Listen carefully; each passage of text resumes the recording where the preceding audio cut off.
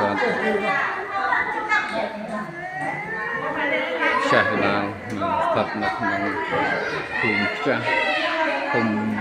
បោះស្បូវស្រុកពេលនេះព្រះខេត្តបន្ទាយមានជ័យនៅក្នុងបរិវេណក្នុងវិហារហ្មងលោក design ស្អាតមែនទែនរូបកមានរូបเป็นសំខាន់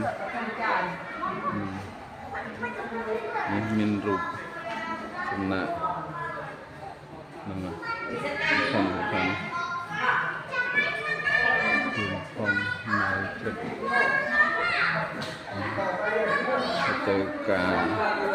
ឆ្នៃនៅរូបសំណាក់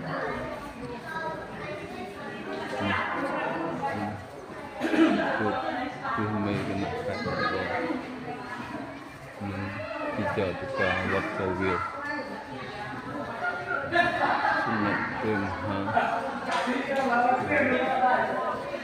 ជាងទៅទឹកការ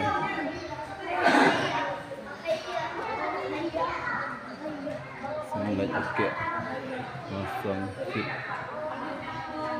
ទៅពោះមកណាទៅណាហ្នឹងលេង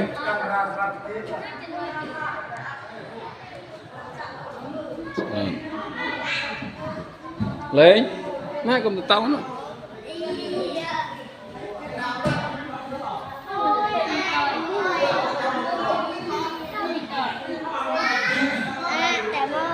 ទៅក្នុងវា design ស្អាតនោះនេះចាំណា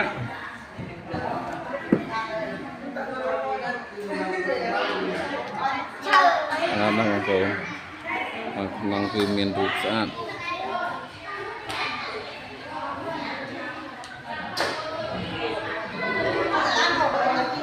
ណាម៉ាក់